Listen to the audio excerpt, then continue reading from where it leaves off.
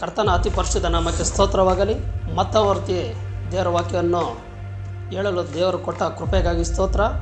ವೀಕ್ಷಣೆ ಮಾಡ್ತಿರುವ ಸಹೋದರ ಸಹೋದರರಿಗೆ ನನ್ನ ಪ್ರೀತಿಯ ವಂದನೆಯನ್ನು ಅರ್ಪಿಸುತ್ತಾ, ಇವತ್ತಿನ ಧ್ಯಾನಕ್ಕಾಗಿ ನಾವು ಹೊಸ ಒಡಂಬಡಿಕೆಯ ಯೋಹಾನ ಅಧ್ಯಾಯ 6ನೇ ಅಧ್ಯಾಯ 1ರಿಂದ 14ನೇ ವಚನ ತನಕ ನಾವು ಧ್ಯಾನ ಮಾಡೋಣ.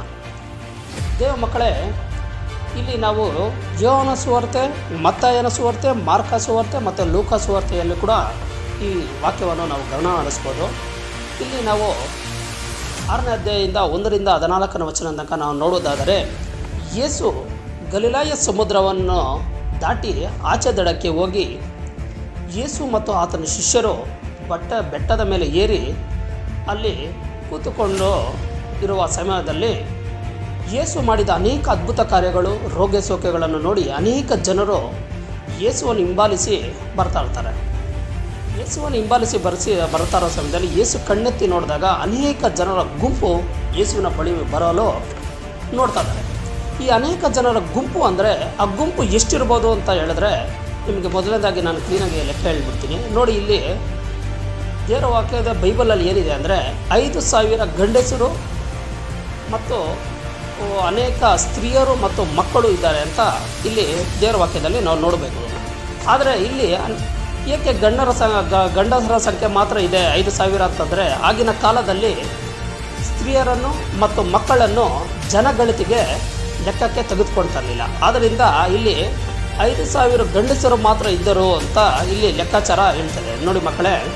ಅದೇ ರೀತಿ ಇದು ನೀವು 5,000 ಅಂದರೆ ಬೇರೆ ಗಂಡಸರಿದ್ರು, ಸ್ತ್ರೀಯರು ಮಕ್ಕಳು ಎಲ್ಲ ಸೇರಿದ್ರೆ ಒಂದು ಅಂದಾಜಿನ ಪ್ರಕಾರವಾಗಿ ಒಂದು 10,000ರಿಂದ ಒಂದು 15,000 ಜನ ಅಲ್ಲಿ ಇರಲು ಸಾಧ್ಯವಾಗುತ್ತೆ.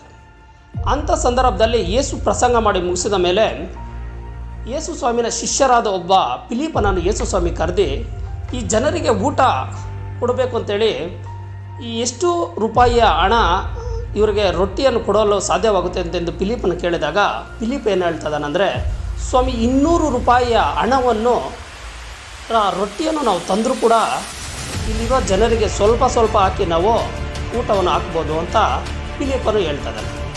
ಅದೇ ಸಂದರ್ಭದಲ್ಲಿ ಇಲ್ಲಿ ನಾವು ಧ್ಯಾನಿಸಿ ನೋಡಬೇಕಾದ್ರೆ 200 ಹಣ ಅಂದರೆ ಆಗಿನ ಕಾಲದಲ್ಲಿ 200 ದಿನಾರ್ ಅಂತ ನಾವು ಕರೀತಾ ಇದ್ವಿ. ಒಂದು ದಿನಾರ್ ಅಂದರೆ ಒಂದು ಮನುಷ್ಯ ಬೆಳಗ್ಗೆಯಿಂದ ಸಂಜೆ ತನಕ ಅವನು ಕಷ್ಟಪಟ್ಟು ದುಡಿದಾಗ ಒಂದು ದಿನಾರ್ ಬರ್ತದೆ, ಒಂದು ಹಣ ಬರ್ತಾಯಿತ್ತು.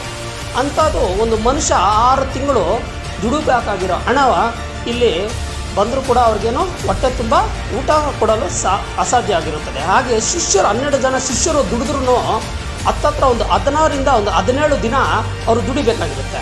ಆದರೆ ಇಲ್ಲಿ 200 ಹಣ ಯಾರ ಹತ್ರನೂ ಇರೋದಿಲ್ಲ.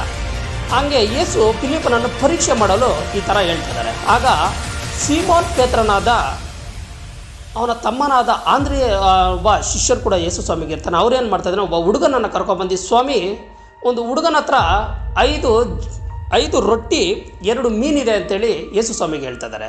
ಈ 5 ರೊಟ್ಟಿ 2 ಮೀನು ಈ ಜನರಿಗೆ ಯಾವ ಮೂಲೆಗೆ ಸ್ವಾಮಿ ಸಾಕಾಗೋದಿಲ್ಲ ಅಂತ ಹೇಳಿದಾಗ ಯೇಸು ಸ್ವಾಮಿ ಏನು ಮಾತಾಡ್ದಿರ ಏನು ಹೇಳ್ತಿದ್ದಾರೆ, ಯೇಸು ಸ್ವಾಮಿ ಜನರನ್ನು ಊಟಕ್ಕೆ ಕುಳಿಸಿ ಅಂತ ಯೇಸು ಸ್ವಾಮಿ ಹೇಳ್ತಿದ್ದಾರೆ.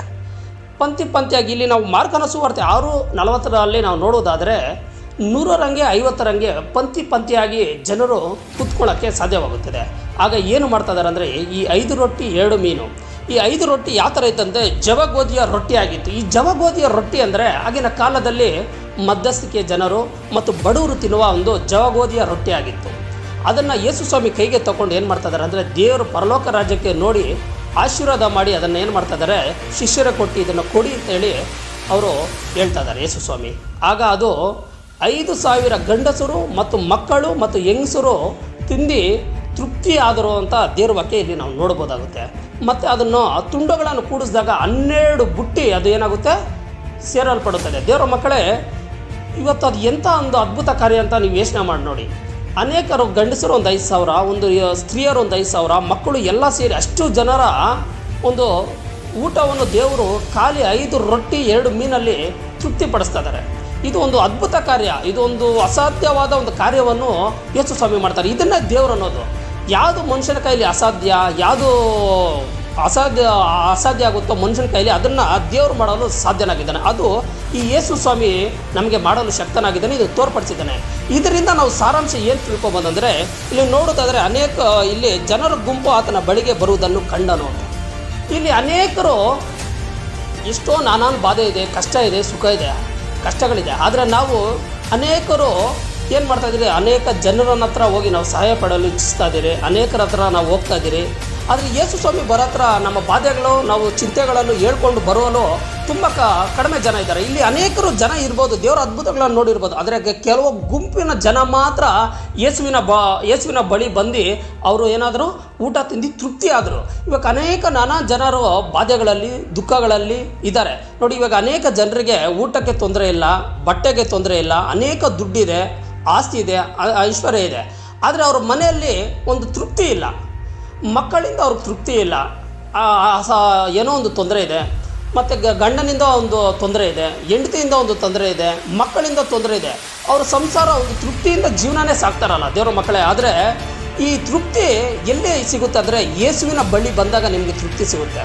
ಇಲ್ಲಿ ದೇವರ ವಾಕ್ಯ ಹೇಳ್ತಾ ಇದೆ ನೋಡಿ, ಅವರು ತೃಪ್ತಿ ಪಟ್ಟರಂತೆ, ಊಟ ತಿಂದು ಏನಾದರೂ ಒಂದು ತೃಪ್ತಿ ಪಟ್ಟರಂತೆ. ಅದೇ ರೀತಿ ಇವಾಗ ಸಂಸಾರಗಳಲ್ಲಿ, ನಿಮ್ಮ ಜೀವಿತಗಳಲ್ಲಿ ಅನೇಕ ಕಷ್ಟಗಳಲ್ಲಿ, ದುಃಖಗಳಲ್ಲಿ ನೀವು ಇರುವಾಗದಾಗ ನೀವು ಎಲ್ಲೆಲ್ಲೋ ಏನೇನೋ ಹುಡುಕ್ತಾ ಇದ್ದೀರಿ, ಯಾರೋ ಬಳಿ ಹೋಗಿ ಸಹಾಯ ಕೇಳ್ತಾ ಇದ್ದೀರಿ. ಅವರೆಲ್ಲ ಏನಂದರೆ ನಿಮಗೆ ಅನೇಕರು ತೃಪ್ತಿ ಪಡಿಸ್ದಿರೋ ಒಂದು ಸಹಾಯ ಮಾಡ್ತಾ ಇದ್ದಾರೆ. ಆದರೆ ಯೇಸು ಸ್ವಾಮಿ ಆ ಥರ ನಿಮಗೆ ಸಹಾಯ ಮಾಡಲ್ಲ.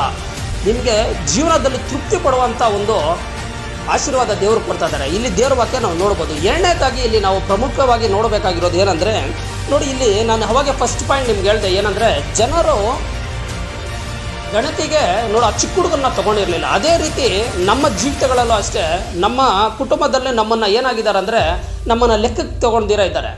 ನಮ್ಮ ಫ್ಯಾಮ್ಲಿದಲ್ಲಾಗಲಿ, ನಮ್ಮ ರಿಲೇಷನ್ಸಲ್ಲಾಗಲಿ, ನೀವು ಮಾಡೋ ಕೆಲಸದಲ್ಲಿ ನಿಮ್ಮನ್ನು ಲೆಕ್ಕಕ್ಕೆ ತೆಗೆದುಕೊಂಡಿರ್ಬೋದು, ನಿಮ್ಮ ಸ್ಕೂಲಲ್ಲಿ ನಿಮ್ಮನ್ನು ಲೆಕ್ಕಕ್ಕೆ ತೆಗೆದುಕೊಂಡಿರ್ಬೋದು, ನಿಮ್ಮ ಕಾಲೇಜಲ್ಲಿ ನಿಮ್ಮನ್ನು ಲೆಕ್ಕಕ್ಕೆ ತೆಗೆದುಕೊಂಡಿರ್ಬೋದು, ನೀವು ಮಾಡೋ ಕೆಲಸದ ಹತ್ರ ನಿಮ್ಮನ್ನೆಲ್ಲ ಆಫೀಸಲ್ಲಿ ಲೆಕ್ಕಕ್ಕೆ ತೆಗೆದುಕೊಂಡಿರ್ಬೋದು, ನಿಮ್ಮ ಕುಟುಂಬದಲ್ಲಿ ನೀವು ಲೆಕ್ಕಕ್ಕೆ ತೆಗೆದುಕೊಂಡಿರ್ಬೋದು. ಆದರೆ ಯೇಸು ಸ್ವಾಮಿ ಈ ಲೆಕ್ಕಕ್ಕೆ ತೊಗೊಳ್ದಿರೋ ಹುಡುಗನ ಹತ್ರ 5 ರೊಟ್ಟಿ 2 ಮೀನು ತೊಗೊಂಡು ಅನೇಕ ಅದ್ಭುತಗಳು ಮಾಡ್ತಾರೆ. ದೇವ್ರ ಮಕ್ಕಳೇ, ದೇವ್ರ ಹತ್ರ ಬಳಿ ಬಂದರೆ ನಾವು ಸಾಕು, ಅದು ಯೇಸು ಹತ್ರ ಲೆಕ್ಕ ತೊಗೊಂಡಂಗೆ.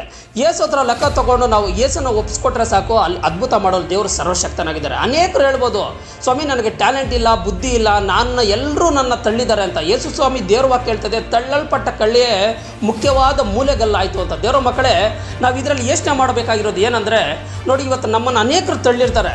ನಿಮ್ಮ ಹತ್ರ ಐಶ್ವರ್ಯ ಇಲ್ಲ, ಅಂತಸ್ತಿಲ್ಲ ಅಂತ ನಿಮ್ಮನ್ನು ಕಡೆಗಣಿಸಿರ್ಬೋದು, ನಿಮ್ಮ ಹತ್ರ ಬುದ್ಧಿ ಇಲ್ಲ ಅಂತ ಕಡೆಗಣಿಸಿರ್ಬೋದು, ನೀವು ಏನಕ್ಕೂ ಕೆಲಸಕ್ಕೆ ಬರೋಲ್ಲ, ನೀವು ಬಲಹೀನರು ಅಂತೇಳಿ ನಿಮ್ಮನ್ನು ಕಡೆಗಣಿಸಿರ್ಬೋದು. ಆದರೆ ಈ ಹುಡುಗನ ಹತ್ರ ಮುಖಾಂತರ ದೇವರು ಅದ್ಭುತ ಮಾಡಲು ಶಕ್ತನಾಗಿದ್ದಾನೆ. ಅದೇ ರೀತಿ ನೀವು ಯೇಸುವಿನ ಬಳಿ ಬರಬೇಕು.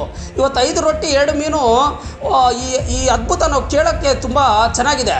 ಆದರೆ ಯೇಸುವಿನ ಬಳಿ ಬಂದವರು ಮಾತ್ರ ಈ ಅದ್ಭುತ ನೋಡೋಕ್ಕೆ ಸಾಧ್ಯವಾಯಿತು. ಅದೇ ರೀತಿ ನಿಮ್ಮ ಕಷ್ಟ ಇವತ್ತಿದೆಯಾ, ನಿಮಗೆ ದುಃಖ ಇದೆಯಾ, ಸಂಕಟ ಇದೆಯಾ, ನೀವು ಎಲ್ಲೋ ಹೋಗಿ ಹೊರಗಡೆ ಹೋಗಿ ಯಾರ ಹತ್ರನೂ ಸಹಾಯ ಮಾಡೋಕ್ಕೆ ಹೋಗ್ತಾ ಇದ್ದೀರಾ, ಆದರೆ ಅವರು ನಿಮಗೆ ಸಂತೃಪ್ತಿಯಾಗಿ ತೃಪ್ತಿಪಡಿಸಲಾಗಲ್ಲ. ಆದರೆ ನೀವು ಯೇಸುವಿನ ಬಳಿ ಬಂದರೆ ನೋಡಿ, ಕಾಣದಿರೋವಂಥ ಅದ್ಭುತ. 5 ರೊಟ್ಟಿ 2 ಮೀನು ನನಗನ್ನಿಸ್ದಂಗೆ ಒಂದು 15,000 ಜನ ಆದರೂ ತಿಂದಿರ್ಬೋದು. ಅಂಥ ಒಂದು ಅದ್ಭುತ ಮಾಡಲು ದೇವರು ಸಕ್ಷನಾಗಿದ್ದಾನೆ. ನೀವು ಏನು ಮಾಡಬೇಕಾದ್ರೆ ಯೇಸುವಿನ ಬಳಿ ಬರಬೇಕು.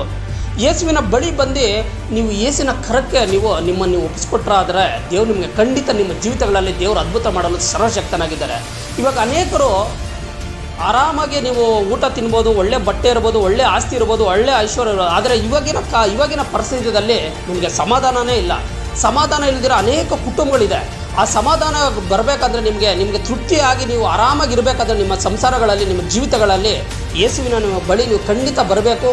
ಯಾರು ಈ ಸಮಾಧಾನ ಹುಡುಕ್ತಾ ಇದ್ದೀರೋ ಅವರೆಲ್ಲ ನೀವು ಯೇಸುವಿನ ಬಳಿ ಬಂದರೆ, ನಿಮಗೆ ಹೇಳ್ತಾ ಇದ್ದೀನಿ, ಈ ವಾಕ್ಯದಿಂದ ನಿಮ್ಮನ್ನು ನೀವು ತೃಪ್ತಿ ಹೊಂದಲು ದೇವರು ಸಾಧ್ಯ. ನೀವು ಯೇಸುವಿನ ಬಳಿ ಬಂದರೆ ಖಂಡಿತವಾಗಿ ದೇವರು ನಿಮಗೆ ತೃಪ್ತಿಯನ್ನು ಕೊಡ್ತಾರೆ, ನೀವು ಖುಷಿಯಾಗಿರ್ತೀರ ಅಂತೇಳಿ ನಾವು ಇಚ್ಛೆ ಬಳಸ್ತಾ ಇದ್ದೀನಿ. ಈ ವಾಕ್ಯವನ್ನು ನೋಡುವವರು, ಗಮನಿಸುವವರು ಎಲ್ಲರೂ ಈ ವಾಕ್ಯವನ್ನು ಒಂದು ಸತಿ ಧ್ಯಾನ ಮಾಡಿ, ಆಲೋಚನೆ ಮಾಡಿ, ಯೇಸುವಿನ ಬಳಿ ಒಂದು ಸತಿ ಬಂದು ನೋಡಿ. ಖಂಡಿತವಾಗಿ ನಿಮ್ಗೆ ಅದ್ಭುತ ದೇವರು ಮಾಡಲು ಸರ್ವಶಕ್ತನಾಗಿ ಆಗಿದ್ದಾನೆ. ನಿಮ್ಮ ಬಾಧೆ ಎಂಥದ್ದೇ ಇರಲಿ, ಎಂಥ ಸಂಕಟನೇ ಇರಲಿ, ಎಂಥ ರೋಗನೇ ಇರಲಿ, ಎಷ್ಟೇ ನಿಮ್ಮನ್ನು ಜನ ಕಡೆಗಣಿಸಿ ನಿಮ್ಮನ್ನು ಮೂಲೆಗೆ ಅದಕ್ಕೆ ತಳ್ಳಾಗಿದ್ರೂ ಪರವಾಗಿಲ್ಲ, ಯೇಸುವಿನ ಬಳಿ ಬಂದರೆ ನೀವು ಉಪಯೋಗಿಸಲ್ಪಡೋರಾಗ್ತೀರಾ. ನಿಮ್ಮ ಜೀವಿತಗಳಲ್ಲಿ ದೇವರು ಒಂದು ತೃಪ್ತಿಯ ಜೀವನವನ್ನು ಕೊಡ್ತಾರೆ. ನಿಮ್ಮ ಮಕ್ಕಳಿಗಾಗಲಿ, ನೀವು ನಿಮ್ಮ ಗಂಡನಿಗಾಗಲಿ, ನಿಮ್ಮ ತಾಯಂದಿರಿಗಾಗಲಿ ನೀವು ಪ್ರೇಯರ್ ಮಾಡೋದಾದರೆ ನೀವು ದೇವರ ಬಳಿ ಬಂದರೆ ಖಂಡಿತವಾಗಿ ದೇವರು ನಿಮಗೆ ಅದ್ಭುತ ಮಾಡಿ ಒಂದು ತೃಪ್ತಿಯ ಜೀವನವನ್ನು ಕೊಡ್ತಾರೆ ಅಂತೇಳಿ ನಾನು ಹೇಳಿ ಇಚ್ಛೆಲ್ಲ ಬಳಸ್ತಾ ಇದ್ದೀನಿ. ಯೇಸುವಿನ ನಾಮದಲ್ಲಿ ತಂದೆ, ಆಮೇನ್.